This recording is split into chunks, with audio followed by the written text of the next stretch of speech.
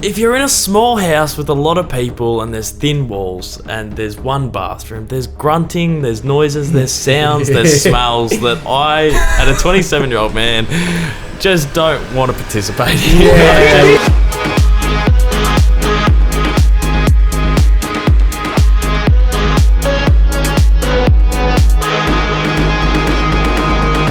Welcome back to the Sharehouse podcast. It's a guide to sharehouse living, and I'm joined by my great friend, Joel Harris. Hey, everybody.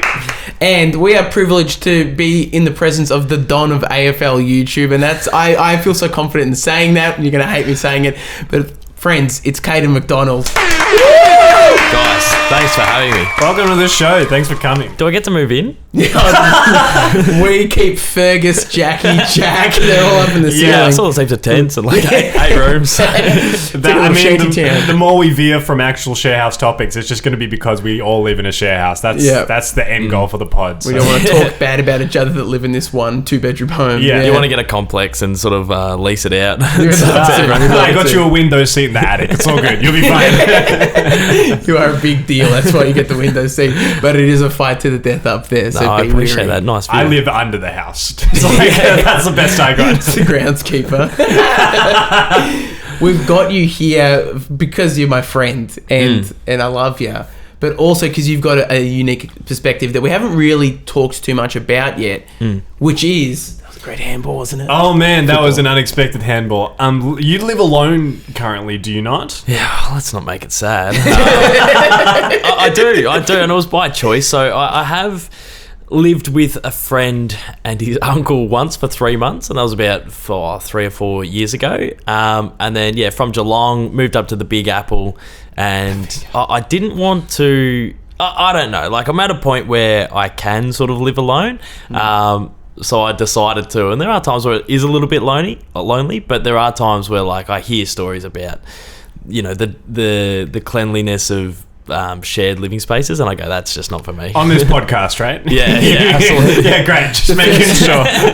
To note, the first thing Caden did when he came to my bedroom was get his finger out and go across my desk and go, "Bit dusty." He did actually. That's not even a lie. Jeez, I'm a flog. That's No. That's not good. It's fair. I've lived by myself before, so I was keen to chat to someone that's going through it currently. Yeah, it's like the anti-sharehouse pod today. Yeah. But it's also a massive part of sharehouse living, and that's almost a compromise we often come to here, is if you want to shit on someone else's living within the house that they also pay for, go live by yourself. Yeah. That's our compromise. We could almost fight to the death because I would be up to bat for the sharehouse living lifestyle, where you could go up for the solo living lifestyle. Yeah. Well, that's where I'd like to ask the question.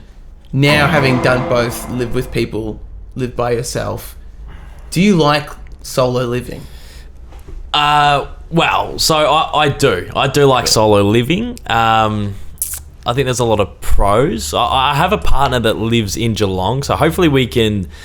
It's not quite a share house when you move in with your long-term partner, but hopefully we can move in together soon. So I probably would prefer that, but I do. I like my own company. I like, I think I put a lot of pressure on myself if I live with someone else. So it wouldn't be more...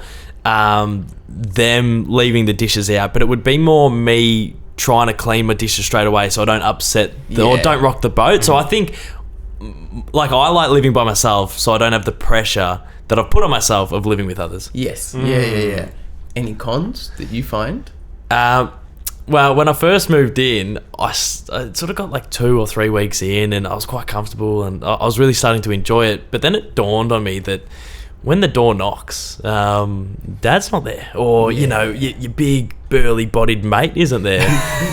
It's sort of like if the door knocks, it's I'm the man. I'm the only one in the house. Yeah. Or I could pretend that no one's home. But or you could put multiple voices on. Yes, I'll get him real quick, Mr. Caden, Mr. Caden. I'm Caden. I have definitely hid behind my other housemates whenever someone has come to the door so far. Mormons come to town.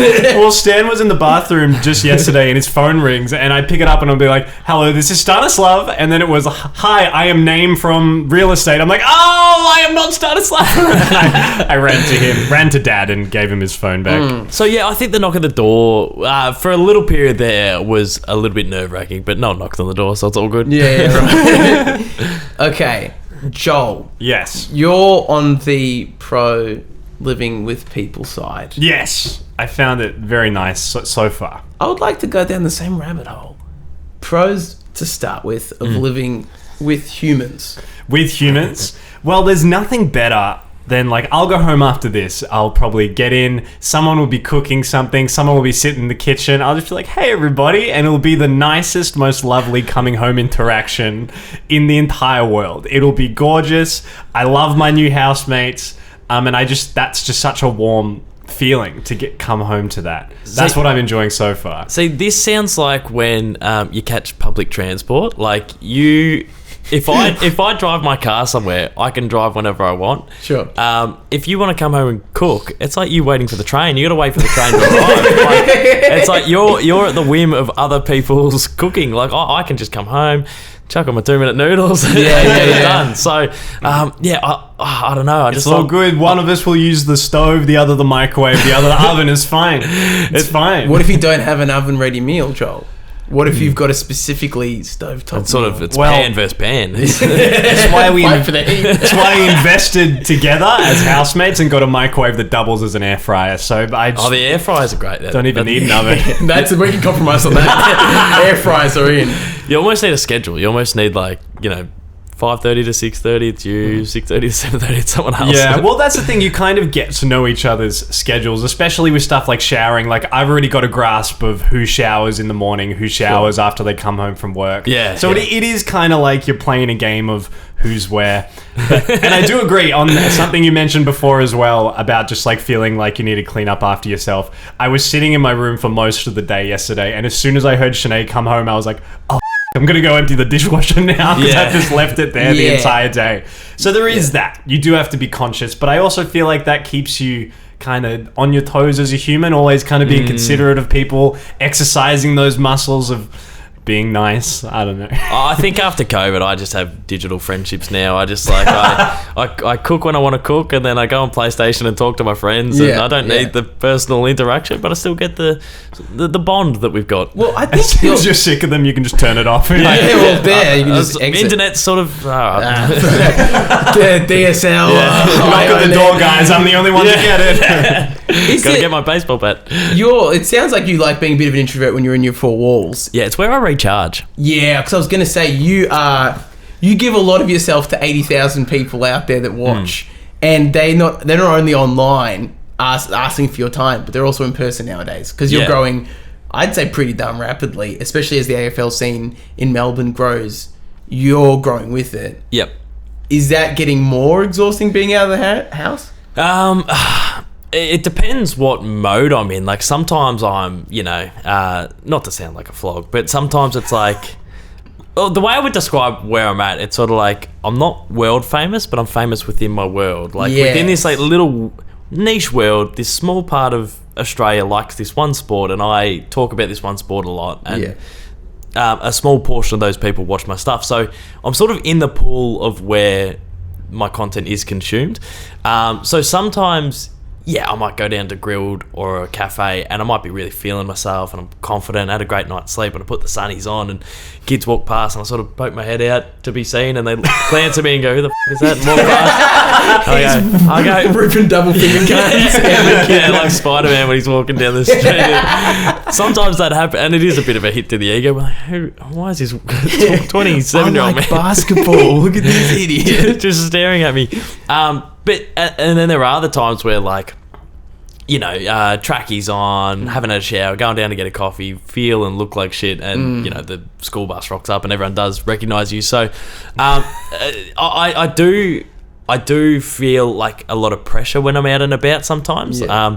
If, like, I'd go to the footy back in the day, and no one would come up and say g'day. But then I'd have 15 comments on my YouTube channel saying, "Hey mate, I saw you today," and I went, but no one came up. So then the next time I'd go to the footy, and I'd be glancing at like people glancing at me, and I'd be sitting there eating my chips, going, "Don't spill your chips because." You know, somebody's watching. People are watching me. Yeah. And that can get a little bit exhausting. So that's why when I do come home, I am by myself and I can sort of recharge the social battery. Because when I am out and about, it does drain. Yeah. But I've got friends who are the opposite, like a friend of the show, I assume, Connor Rogers. When he's out socially, that's where he does recharge. Yes. And when he's alone, that's when it does sort of take it out of him. So it's quite funny that people are different. I'll say, Joel, you live in that camp of you need your people time. Yeah. Not 24/7, but something similar to that. Yeah. I was going to say, having lovely housemates at home, I get to come home every day and feel like a rock star. So my ego never dies. I'll never have that issue that you have. No, but yeah, it is dependent on kind of the space you're living into. I'm lucky enough that the place I got now, I kind of am in the back of the house. So whenever I'm done for the day, I can shut that. And it's fairly insulated that I can have that recharge time. Because I love people, and that's how I really get charged up. But then, I also love to stick it alone for a bit. I think I could do the share house if it was a big house. Like, if you're not... Must be nice. You're saying big as in numbers or just big as in the space of the actual house? Like, we've all got, like, a bit of a chunk of the house to yourself. And I would need my own bathroom and shower. Jeez, I have. You've got a lot of requirements. Jeez, he's a big deal. He's a big star. So instead of walking in with requirements, I just go to my own house. So why didn't Caden want to live with us? Because he's just got, there's too much happening with him. Caden's so big. He's got his own apartment, but then he comes in a share house sometimes. He just lives between places whatever he feels. Permission to empathise? You go ahead. Oh, please. Because I lived by myself in, I can say now, Point Cook. That was maybe an hour and a half from girlfriend, an hour from mates. Yep. It was a long trot from anybody. It was even a long trot from you, and it was halfway to Geelong. Yeah. And I realised as I was looking for places to move out to, I don't think I can do a big house because I didn't love living by myself. I didn't hate it. I definitely got to charge up a bit, but I wasn't out as much as you are. But I realised I couldn't go to a big house with a lot of people. Because I was thinking just the kitchen, like you were talking before about 3 people fighting it out for one kitchen. There's only 2 of us here. There's only 4 burners on the stove. That's 2 of us. Let's say I want to make pasta and sauce. There's already 2 burners, and the pots are pretty wide, so they're overhanging to the other burners.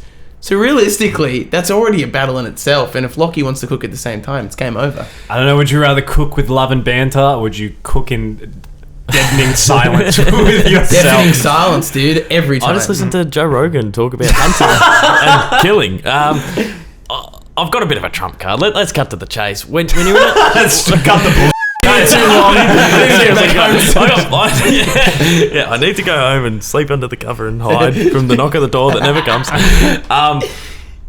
If you're in a small house with a lot of people and there's thin walls and there's one bathroom, there's grunting, there's noises, there's sounds, there's smells that I, at a 27-year-old man, just don't want to participate in. So, like, even like, I've never really travelled with people. I think like that would be quite overwhelming.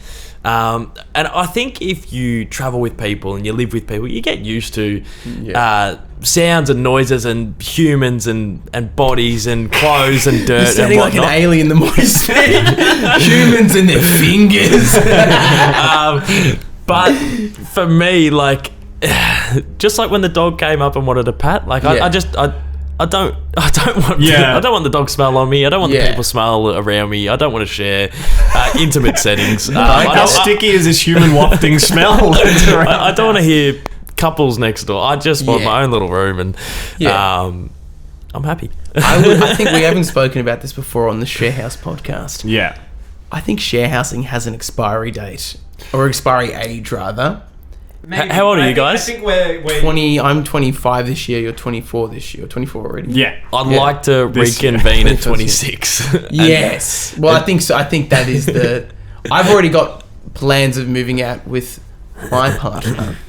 Sounds so fancy. I feel like such a... But not everyone has that luxury, though. Put on a fancy accent. And I think I will... inch myself towards a compromise here, but I definitely think that living in a share house depends on the people you choose and the place you choose as well. If you have the luxury of having good options, that is. So, and I think you never know what partner's going to be like. You never know what people's parental situations are going to be like. I think share housing is always something that you may have to fall back on in life. So I think just trying to get that right in a way, or trying to be content in places, is very important, because you never know what your financial situation is going to be, your relationship status. 100%. Could all fall through the ceiling for you. Exactly. Well, yeah, and I don't want to go live in Digger's Rest. Like, Yeah.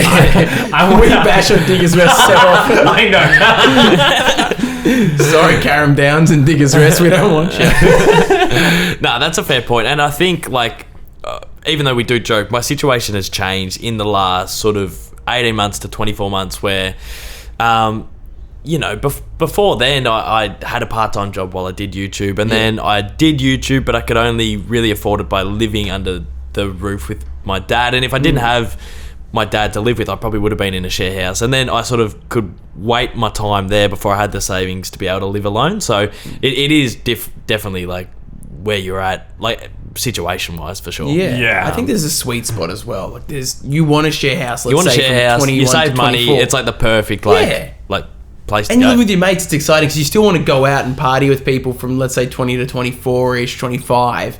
From 25, maybe to 28, you found your partner and you think, all right, maybe I should start living with my partner.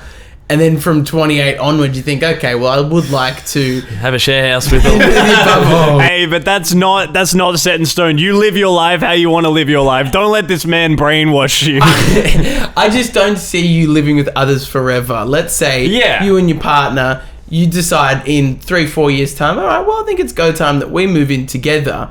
Maybe you don't want to live with others. Maybe it's high time we want our own space because we don't want to hear the grunts and moans. I think that's a fair thing. And I think, we will have to bite the bullet eventually of living out further than where we are now. And another thing is Digger's Rest. that I worry about is, like, I love to party and to drink and whatnot.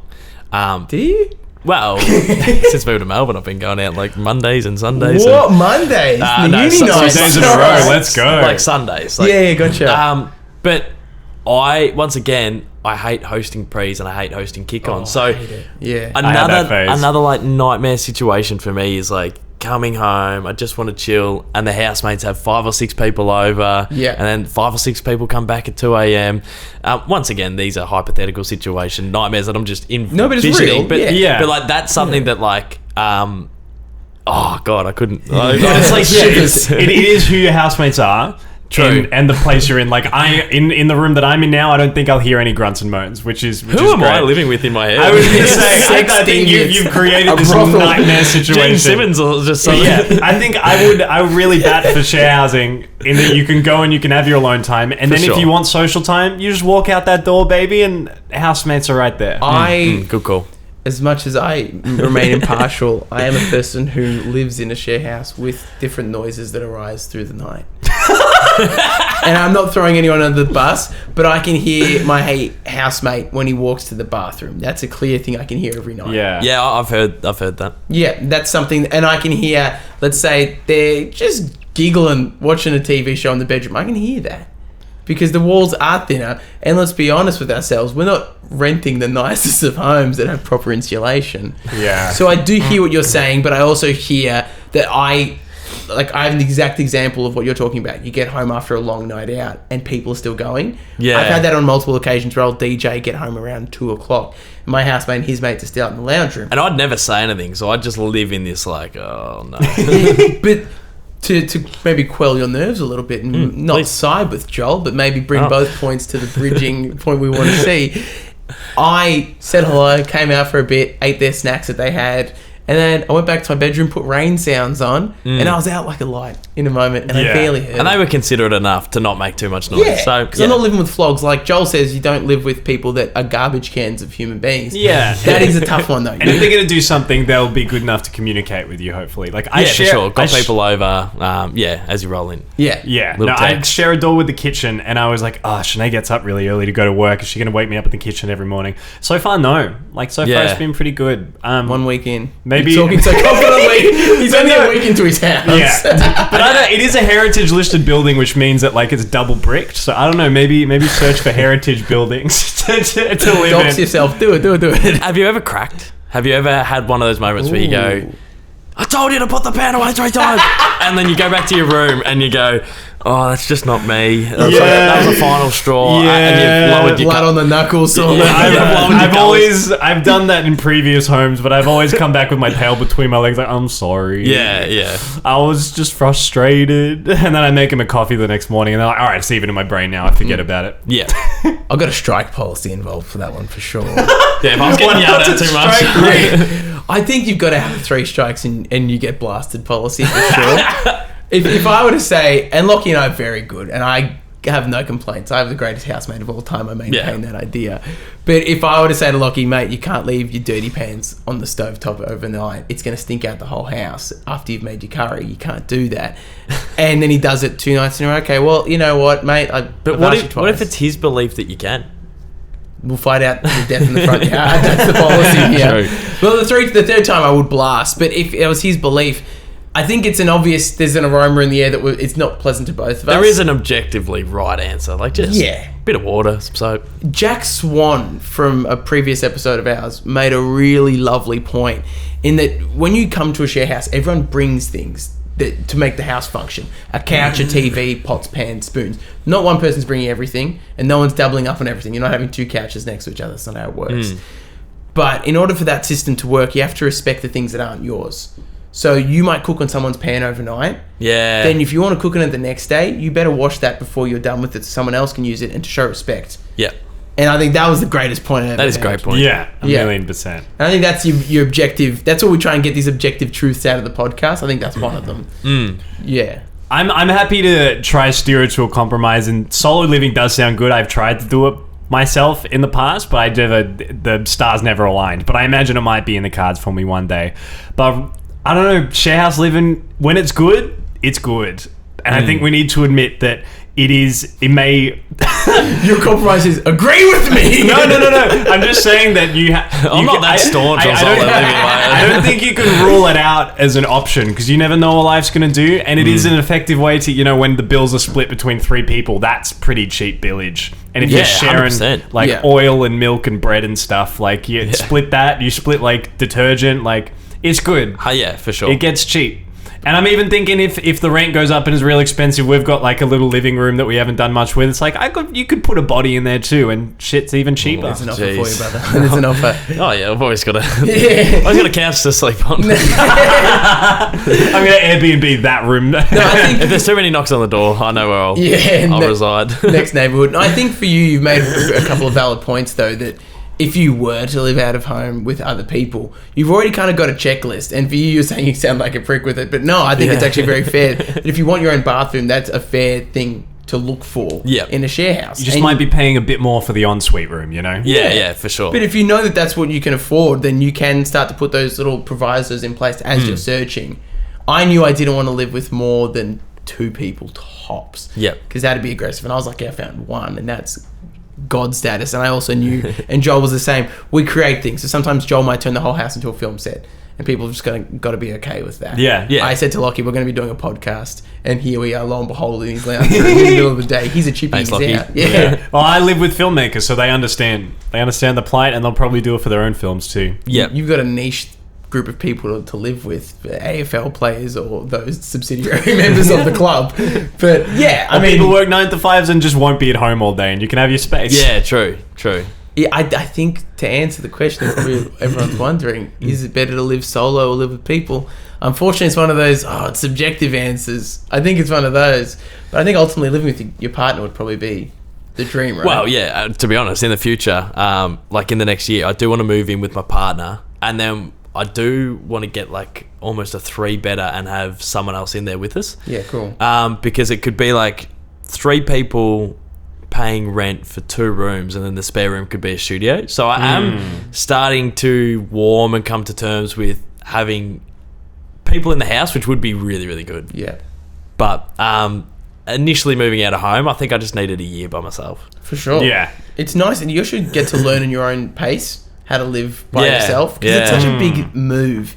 to leave the home. Like people you've been with your whole life. Yeah. Get me And out then of you that get to learn space. your own ways. Like you've started learning your own ways of what you do and don't like. I learned my immediate first learning, and you probably relate to this, but I got my own tea towels and had a color coordination system. What did what?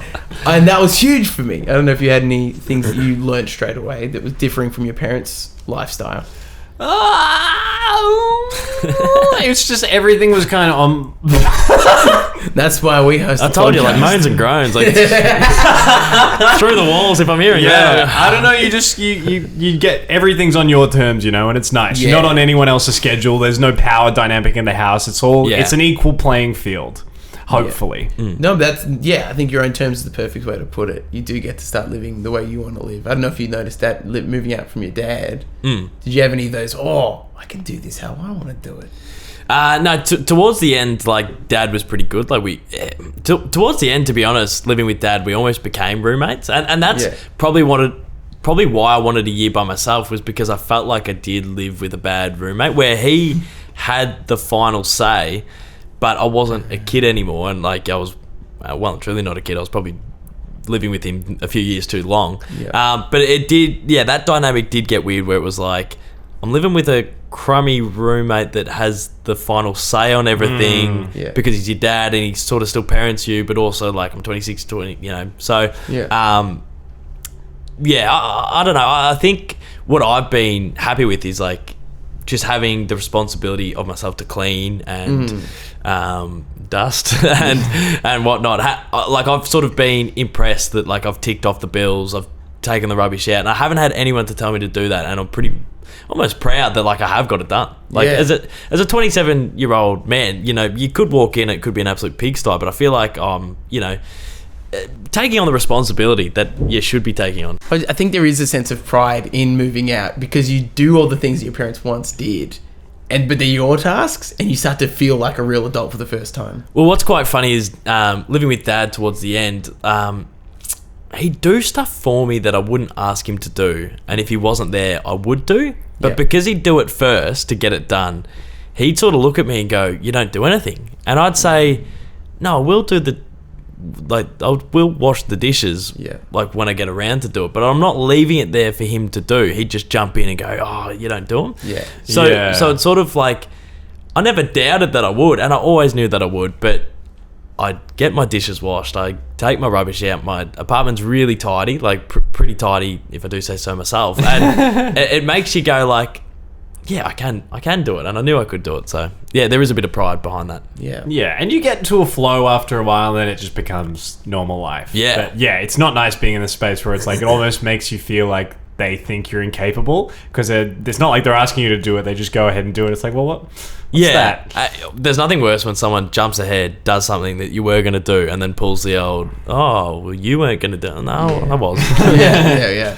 Like, how am I supposed to feed the cat when the cat's fed? And how do I even know that I'm capable of it if you're not giving me the opportunity to do the thing? Yeah. That was something that I had to come to terms with. Exactly what you're both saying is you don't know if you're capable. So your parents will give you the opportunity to be capable. Then you move out and suddenly there's all of this stuff on your plate. And that's you just learn on the job type situation. Still don't know how to iron my shirts. Neither. I don't think you need to. That's been the Sharehouse podcast. I think we have reached the point where it's like, it's all circumstantial, kind of dependent on the person if you want to live alone or if you want to live with housemates. But neither of them is a bad option. No. I think it can be bad for certain people. Yeah, put it there for sure. Thank you. Caden. Thank you for mediating. We're going to get you so many subscribers from this, so why don't you barrel the camera? Tell them where to find you. Caden MacDonald on YouTube and everywhere else. Everywhere. Whoa. Except LinkedIn. I don't have one. Did you change your Instagram from KDOS38 to Caden MacDonald? Well, it's Caden MacDonald under KDOS38, so if you type it in, you'll... I just thought that was a big dramatic move. We hadn't talked about that. Well, I haven't quite had the rebrand, but I do have to talk about Sharehouse exclusive information. Oh my God. You can find us at Sharehouse Pod everywhere. Email us at sharehousepod@gmail.com. We'd love to hear your gripes.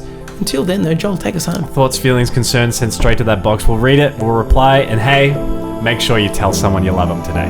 Bye.